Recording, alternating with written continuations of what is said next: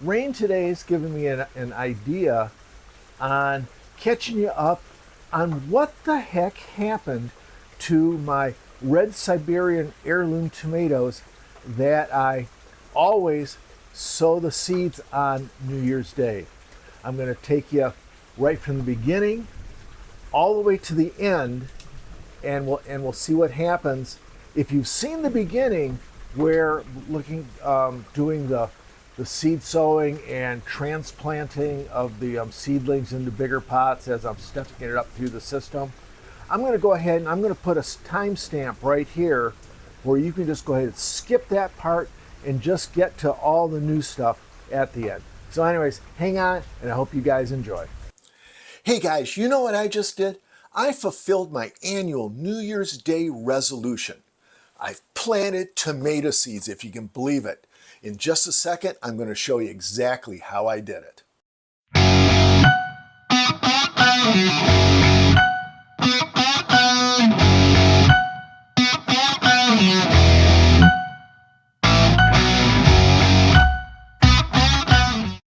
Happy New Year. It's New Year's Day. There are a lot of traditions that people practice on New Year's Day. You know, some watch college football, bowl games all day long. Me, I plant tomatoes.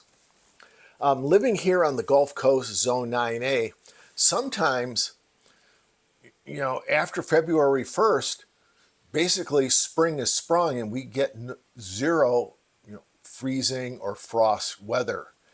And I like to be prepared because if that happens, then I can put tomatoes outside.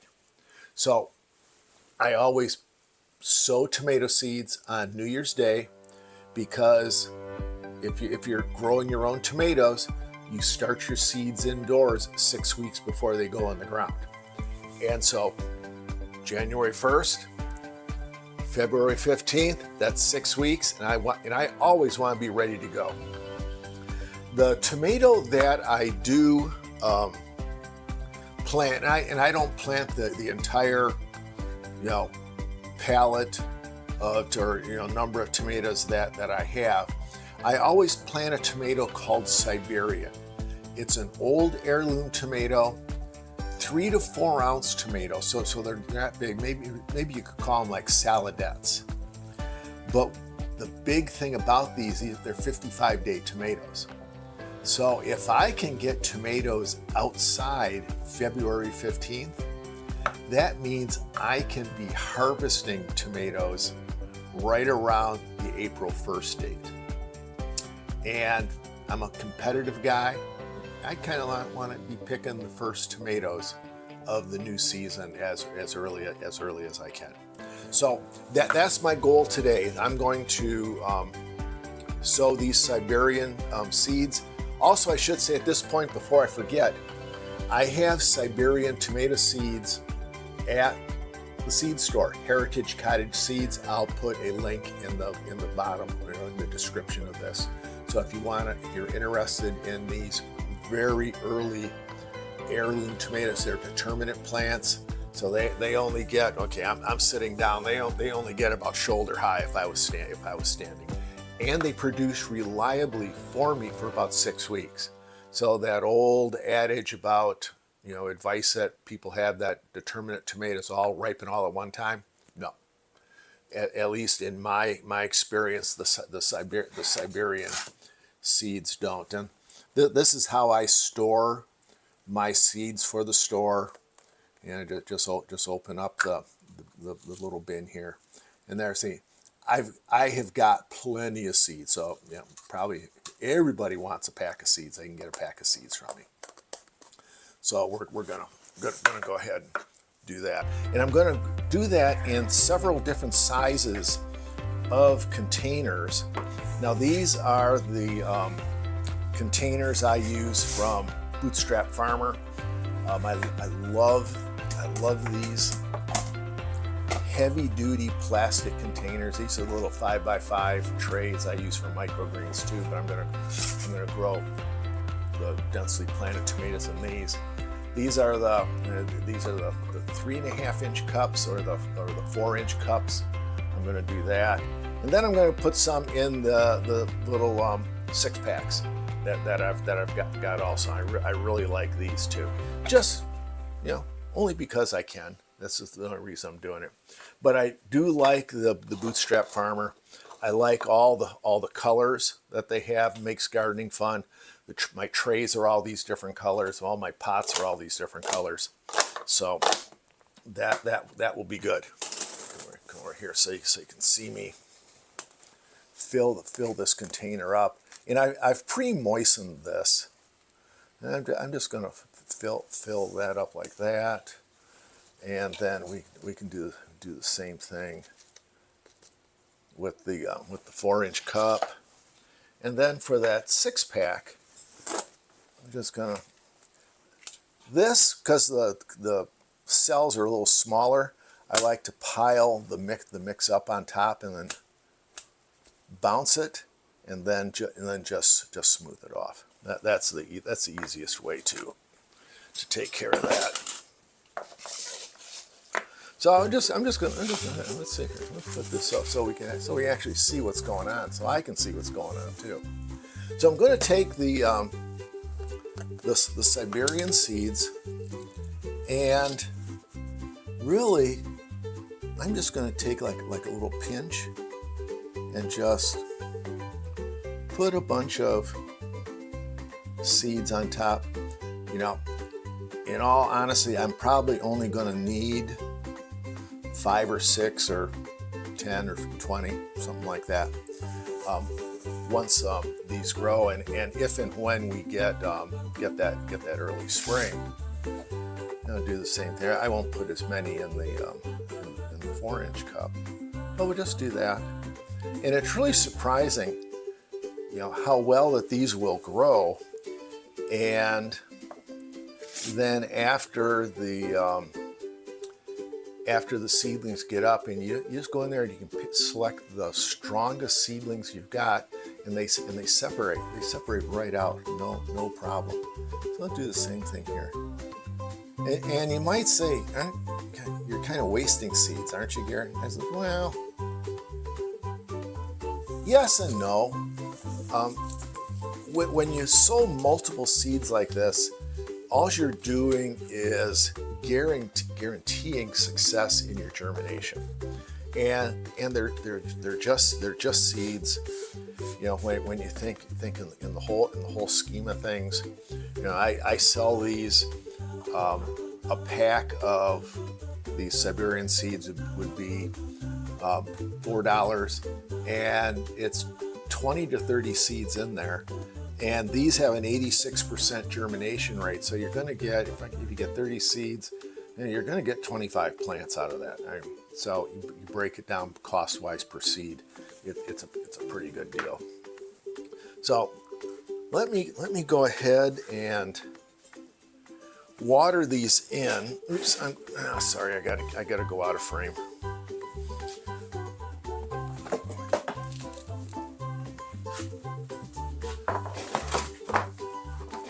Oh, I guess before I water these in. Okay, so I'm just gonna put these trays in here for right now, and as always, I got too much. I got too much stuff on my table here right now. As always, you need to put tags in everything, and so I like to use these brightly colored tags. Yeah, they kind of match the Bootstrap Farmer, but we're gonna Siberian, and it's 1-1. And since I've got 3 containers, 1-1, each one gets a tag. So we do that, and we'll go ahead and stick the tags in there. This is January 27th. You know, we're kind of on the back end of the first kind of Freeze-mageddon. we've got Freeze-mageddon coming up again this weekend here in the Deep South, but 24 degrees this morning in Ocean Springs, Mississippi, and I'm going to be potting up tomatoes. These are the tomatoes. I sowed those seeds on January 1st. That's my New Year's resolution. I sowed those tomato seeds in the Bootstrap Farmer pots. This was the 5x5 microgreen tray. This was just an experiment. You know, it's January 27th. This is way too many tomatoes to deal with right now. Just trying something out, so we're not going to worry about this one. Put that off to the side. May have something to do with that. I was doing the tomatoes in the 6 cells from Bootstrap Farmer, and you know, I'll tell you, I really like growing in these. Let me just show you this. Get a little bit of a close-up of that. I really like the way these densely sown tomatoes grow in that 6 cell. But going to be for another day. Hey, I will be sowing dense tomatoes again in the future. We'll revisit this. So put that off to the side. What I want to deal with today are the tomatoes that I sowed in the those 3.5, 4-inch cups. These are the Siberian tomatoes. I really like these as, here, let me do this. I really like these as a early tomato. Come over here and just kind of, maybe kind of get that, kind of go sideways to kind of get into the frame there. But what we're going to do is we're going to take the transplants out of here, and I'm going to pot these up into, we can't go into bigger pots from this stage.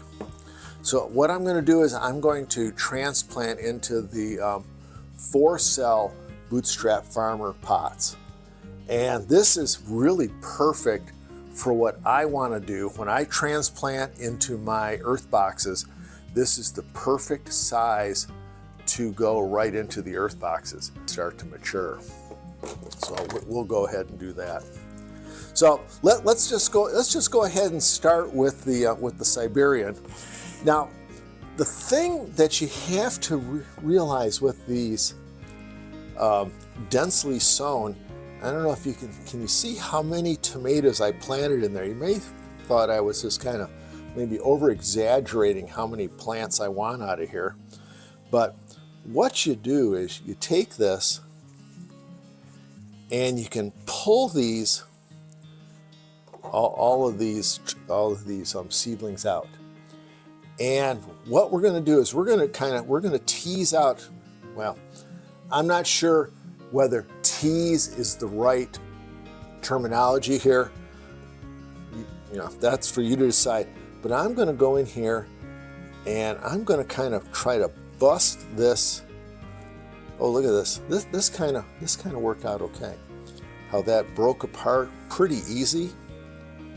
And we can then come in here and try to separate these tomato plants out. And you might think that this is kind of brutal on these transplants, pulling these roots all apart like that. But you want to know something? Look at the transplant I've got there with the root system that's intact there. That will be really great. Let's go ahead and do a few more here. That one is kind of an extreme example. Most of them, when we come in here and we tease them apart, they kind of look like that. And that's great right there. And these smaller ones, we can just kind of pull these apart. And I'm not going to worry about that because I want that one right there. Do this. Yes, let's do a few more. Yeah, you want to know something? Not really happy with that one. That one really didn't separate very well. You know, sometimes you've got to be a little callous. I don't know. Maybe I'm being too picky here, because I really think some of these will work out just fine. And we'll do something like that. So that gives us 4 to deal with, and I'll just set those to the side right now. Now what we'll do is take one of the 4-inch or the 4-cell pots, and I'm just gonna kind of fill these up a little bit, and do that. And planting these is really pretty easy. Come over here so we can see. We can see that transplant right here. I'm just going to go ahead and here, let's just do it on the back here. I'm just going to use my index finger, and I'm going to poke in as far as I can go. And I'm going to put this in here. I'm going to put that tomato in there like that. I'm going to do the same thing here on the other side with this one.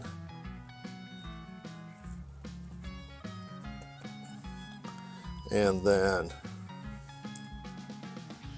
we'll take this one here. We'll do this one in the front. Jam that in there like that. You know, and burying tomato transplants deep is actually a good strategy, because they will root all the way up the stem that's touching in the ground. And I'm not going to go back to that real big one that I had. This is kind of like trying something here. I'm going to want to take a tomato that looks like that, and let's just go ahead and bury that deep, and see how that works. And we're going to put our tag in there, and we'll see what happens with that. These are those Siberians. They're a great early season tomato. Transplant them into these 3-gallon nursery containers, and they can go outside. 3-gallon containers right now. It's middle of February. If it gets cold again, boom, I get to slide them right in the back porch. Makes it really easy peasy. Later on, maybe when it really know that we're past the frost, I'll step these up maybe into a 7-gallon or maybe even a 10-gallon, grow some huge tomato plants earlier, or later this spring. So what we want to do with this, we want to pop these transplants out of this 4-cell. This is that Bootstrap Farmer, real heavy duty plastic 4-cell container. Love Bootstrap Farmer products. So what we're going to do is, these 4 cells have holes in the bottom, and you can just pop your finger in there. Oops, I'm turning it the wrong way. And then you can pull the transplant out. Look at that. Look at the root system on that. That is gorgeous. And all I'm going to do with this is, I got to set this down for a second. I'm just going to dibble a big deep hole with my hand, and watch how far, here we do it like that. Watch how far this goes into that container. We're going to pop that down in, and I'm going to pop the bottom 2 sets of leaves off and do that. Planting deep with a tomato is a great pro tip. That doing that, the tomato will root all the way up this, all the way up the stem, giving you a bigger root system. It's going to make for a healthier plant. It's going to be more drought tolerant because there's more roots to harvest water. Now here, before I put this one in, I'm actually going to take those lower leaves off. But again, see how big that stem is, and I'm really reaching down in there, and I'm just going to jam that in. Okay, let's go ahead and do another one. Why don't I dibble the hole first, huh?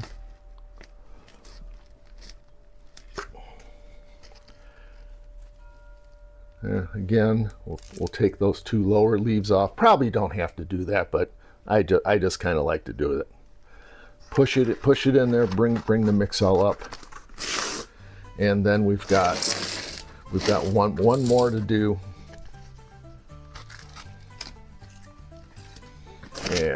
the same thing. Kind of reach down in here. And I'll tell you, there's something strangely pleasant about sticking your hand down into a pot of really good potting mix. If you haven't done that in a while, or you haven't done it since last spring or last summer, try it now. It reminds you of what's coming. And then we'll put that in like that. So there we go. I've got all 4 of these potted. They're going to go out on the back porch, get watered in, and hopefully we're going to get some tomatoes pretty soon. Now I've gone ahead and harvested all of the tomatoes. Now we have to remove the seeds from the fruit. We're going to do that via fermentation, and we could just mash up all the tomato fruit and put them in jars, but that would just take too long because there's just a lot of biomass there. And so what I'm going to do is remove the seeds that are contained in that. And I always call it by the technical name, the goopy stuff in the tomato that has all the seeds. It also has germination inhibitors, and the fermentation of this will eliminate those germination inhibitors. And I'm just going to continue to scoop out the seeds. I'm saving the other part of the tomato because we went ahead and dehydrated those, and Kate had some of that as fresh because I didn't destroy anything there. And we'll just continue to do this. And one of the things that you'll notice here when we get the jars, that the seeds are all kind of floating there on the left. And when the fermentation is over, the seeds have all fallen to the bottom of the jar, kind of like the gold miners. The seeds are heavy, and so they basically fall to the bottom. And I'm just going to simply decant the liquid off of the seeds and do this several times. And one way you'll know that they're ready to collect the seed is that solution gets really stinky. And when that fermentation smells bad, you have time to get the seeds out. And we're just going to go ahead and pour those into a little strainer. It's the easiest way to do it. And I had a little bit of an oopsie here where I dumped some seeds into the sink, but that was okay. It was the only tomatoes I was doing that day. And then take those seeds, dump them out onto a pan with coffee filters on there, and let those dry for several days. Now, one of the things that I did want to do is I wanted to see how many seeds there were in this collection. And so after the seeds were dry, after about 4 days, the seeds are dry, and you can kind of separate them out. And anybody want to guess at this point how many seeds there are? And don't say just a bunch. But I went ahead and I got the scale out and get it turned on, get it all tared with the coffee filter on it. And then we're just going to put the seeds in the coffee filter and see how many seeds we got. And measured in grams, we got 12 grams. That equals about 0.4 ounces, and that's 4,500 tomato seeds. That's a bunch. Yep, it is still raining. So there you have it. From sowing the seeds, growing the tomatoes, harvesting the fruit, and saving the seeds. Start to finish, that's how I produce the tomato seeds and pepper seeds for Heritage Cottage Seeds for 2027. Hope you enjoyed that. If you got any questions, go ahead, drop them in the comments and I'll answer them. And like always, everything I do here at the Nano Farm is to help you be a better grower, make fewer mistakes, be more successful. If you like this video, go ahead, subscribe. Hey, come on, let's grow better together, okay? We'll see you next time.